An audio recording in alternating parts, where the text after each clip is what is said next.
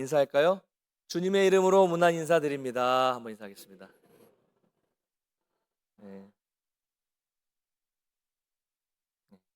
오늘 좀 다른 인사를 했죠? 네, 성경 본문에 따라서 한번 인사를 해봅니다. 어, 5, 6, 7까지예요? 8은 아니에요?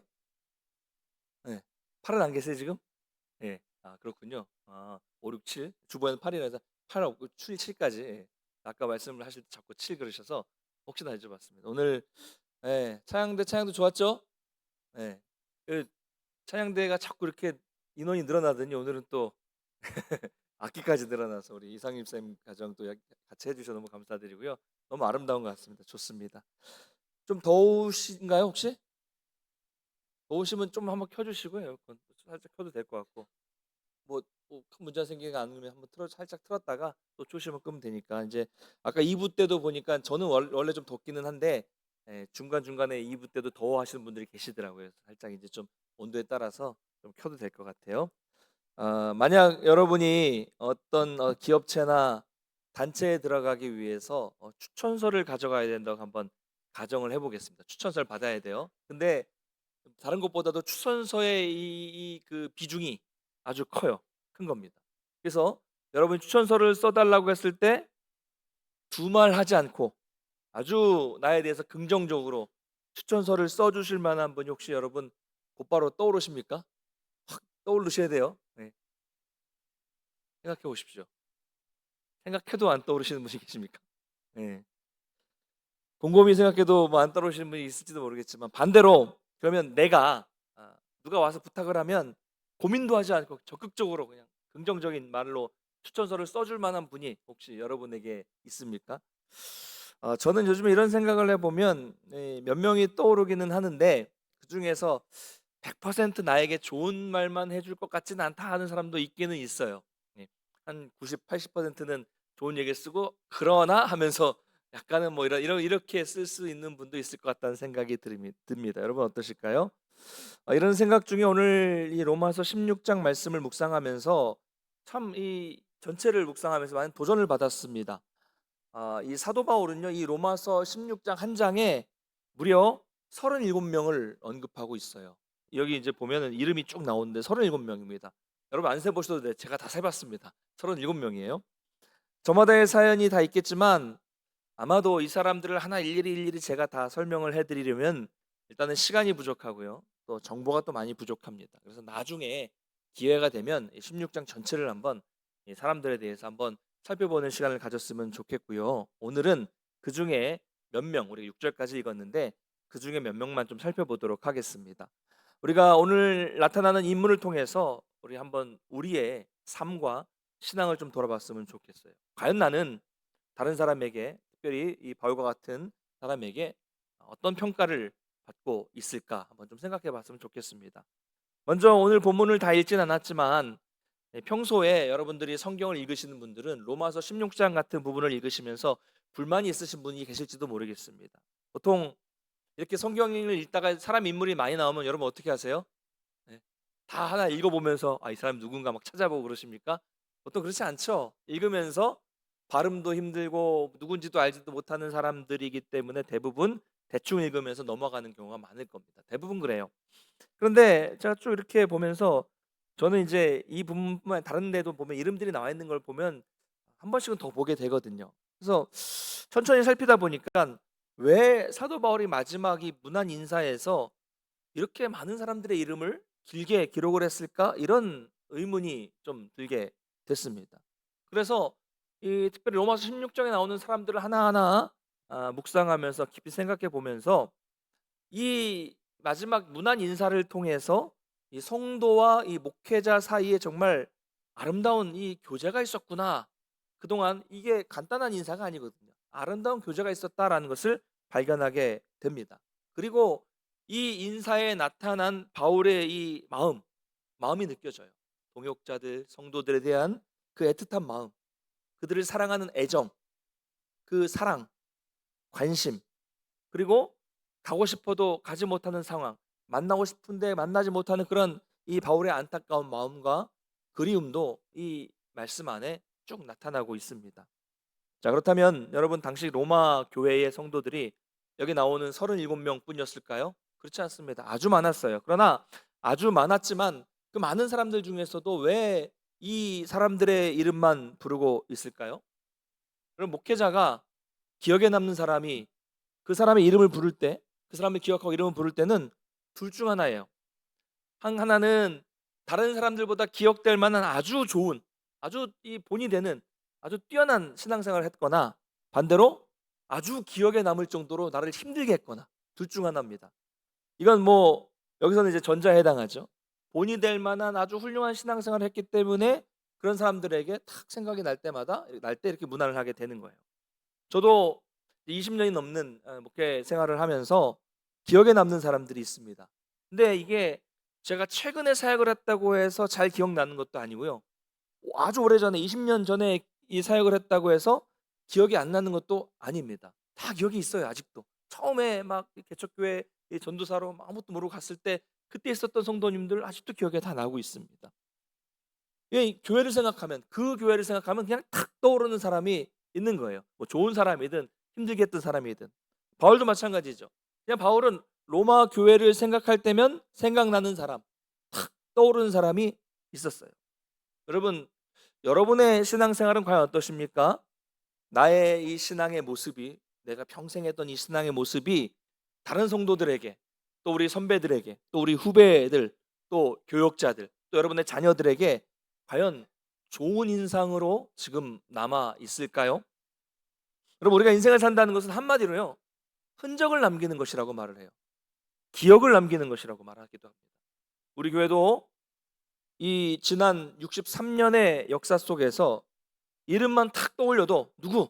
권사님, 누구? 딱 떠올려도 가슴이 뭉클해지고, 그분의 모습만 떠올려도 은혜가 되는 그런 선배님들이 계시죠?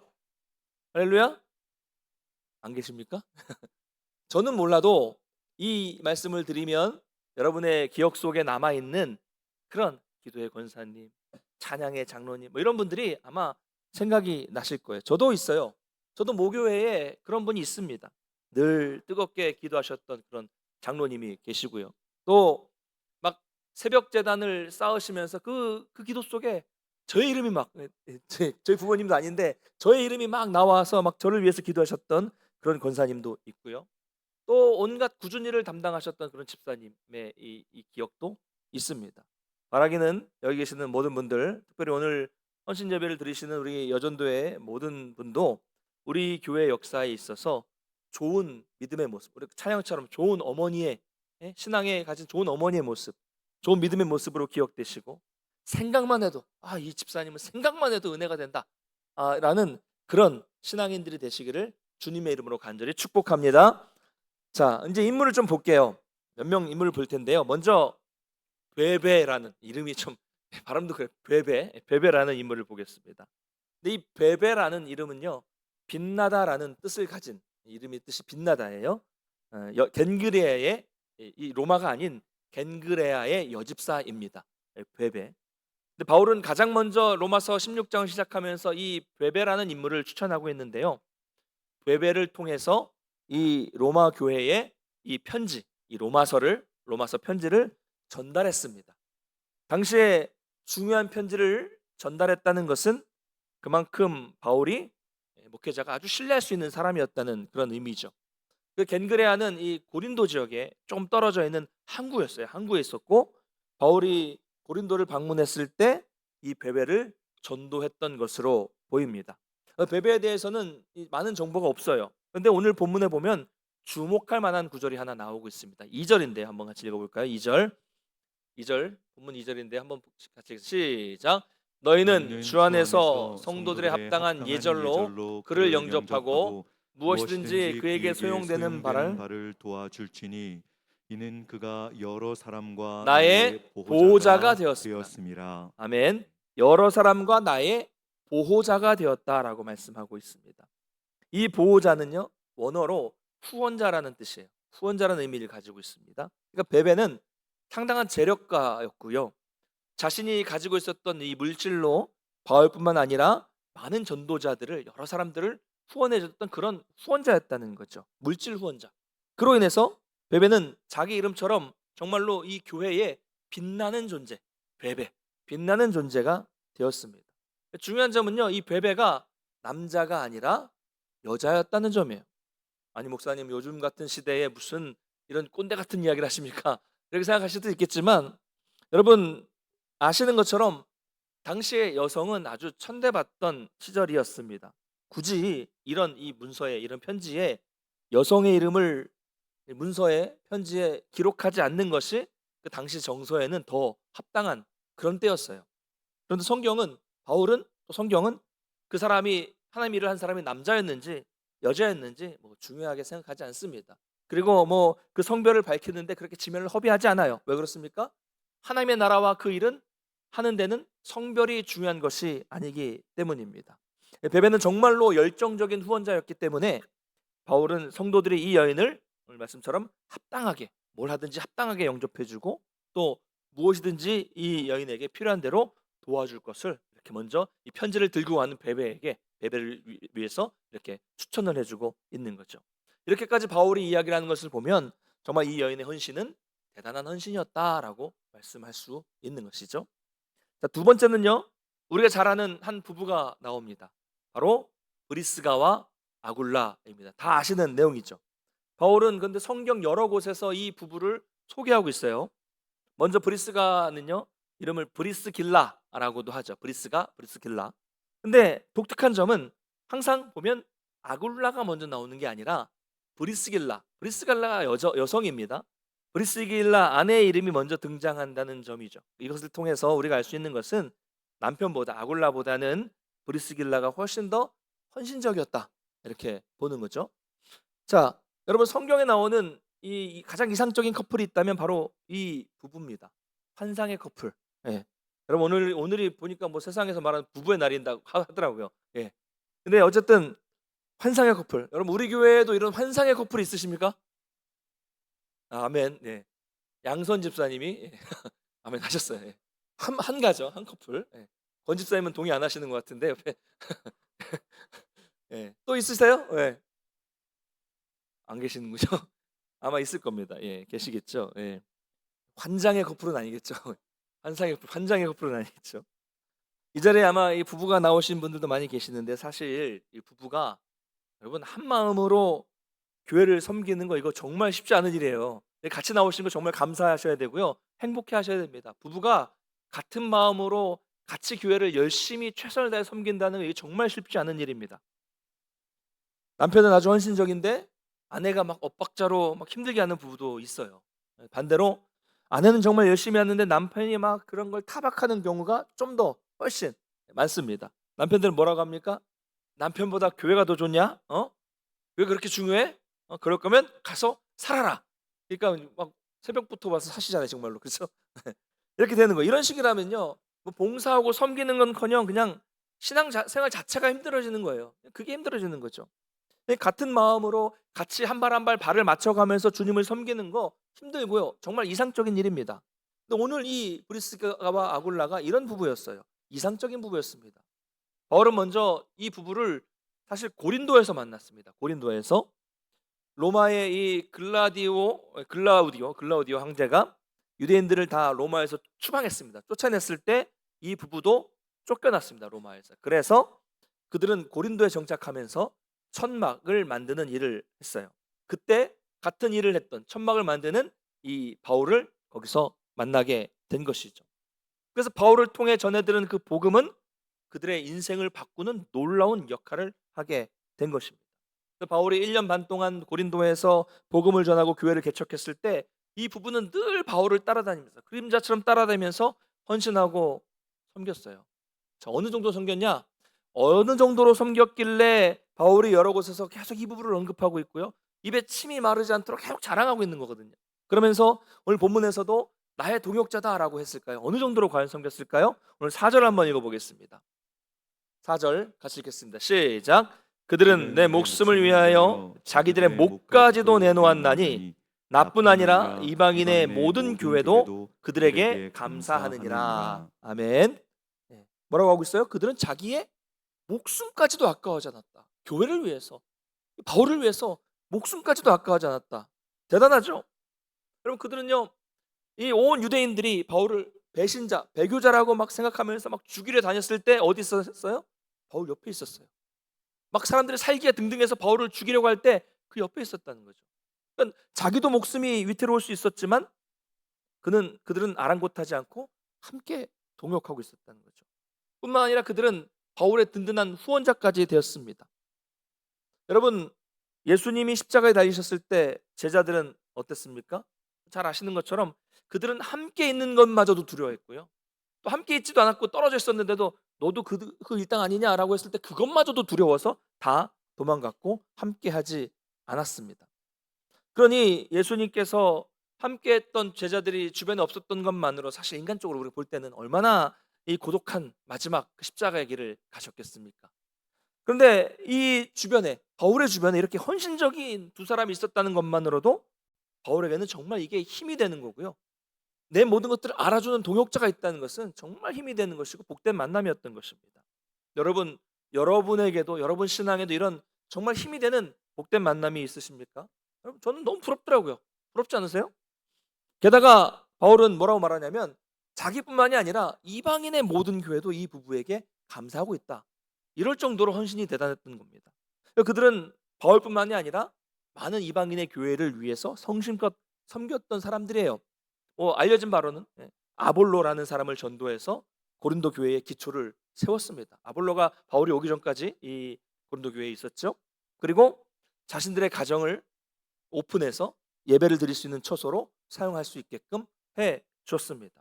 여러분, 바라기는 이 자리에 계신 우리 모든 부부들도 이런 브리스가와 아굴라 같은 아름다운 부부가 되시기를 주님의 이름으로 축원합니다. 이 부부는요 하나님을 섬기는데 마음이 나뉘지 않았습니다. 하나가 됐습니다. 받은 은혜에 감사해서 복음이라는 이 하나의 목적을 위해서 정말 목숨까지도 아까워하지 않고 한 방향을 향해서 두 부부가 같이 나아갔던 사람들입니다. 여러분 요즘에 보면요 한 방향으로 한 마음으로 가시는 부부들이 참 많으시더라고요. 하나님의 사랑을 받고 놀라운 은혜를 경험하고 많은 복도 받아서 누리면서도 교회보다는 세상으로, 주일 성수하는 것보다는 놀러 가는데, 봉사보다는 어떻게든 여행 가고 여가 생활을 보내는데 한 방향으로 가시는 분들이 정말 많더라고요. 여러분 이러면 안 됩니다. 이 부부처럼 한 마음으로 가되 세상으로 가는 게 아니라 하나님과 교회를 섬기는 그런 가정이 되시기를 간절히 축복합니다.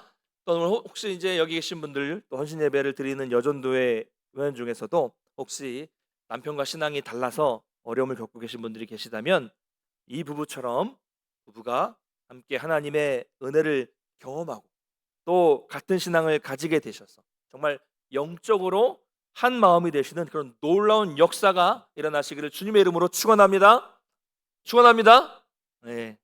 마지막으로 6절에는요 이 마리아라는 인물이 등장을 해요. 참 흔한 이름인데요 내용은 참 짧습니다. 뭐라고 말하고 있냐면 너희를 위하여 많이 수고한 마리아에게 문안하라. 이 한 구절이에요. 너희를 위하여 많이 수고한 마리아에게 문안하라.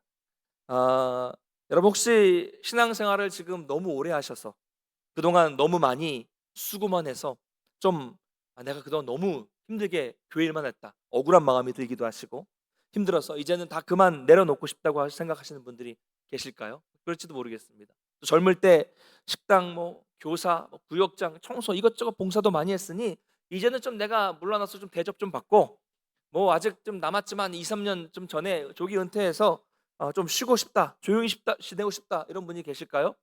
여러분 근데요 이런 마음은 결코 하나님이 주시는 마음은 아니에요. 우리가 사람의 평가를 듣는 것이 중요한 것이 아니라 오늘 바울이 성경을 통해서 마리아가 바울에게 인정받는 것처럼 정말 하나님의 평가를 받는 것이 중요하다는 것을 기억하시기를 바랍니다. 너희 동문교회를 위해 많이 수고한 충성된 누구누구야.